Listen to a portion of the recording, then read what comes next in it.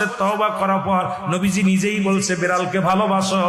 আর নবীর সাহাবী আবু হুরায়রার কোসের মধ্যে একবার বিড়াল নবীজি আলোচনা করতেছিলেন সাহাবীদেরকে নিয়ে। বিড়াল ছানার পিতা আবু হুরায়রা, আল্লাহু আকবার বলেন না। বিড়ালের পিতা হঠাৎ করে কোসের মধ্যে বিড়াল ডেকে উঠছে। নবীজি বললেন, এ আবু হুরায়রা। সবাই আশ্চর্য হয়ে গেলেন, এবার বিড়াল ছানার আব্বা কি ডাক।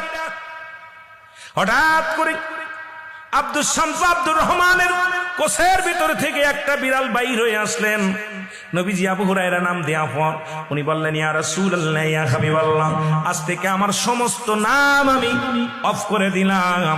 আমার নবী আজ থেকে বিড়ালের বাবা বলে আমার ডাকছে, আমি বিড়ালের বাবা হই।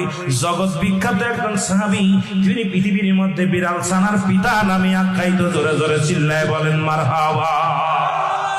আমার ভাইরা, আমার বন্ধুরা, আমার গভীর মনোযোগ। 3 নাম্বার হলো পিপিলিকা।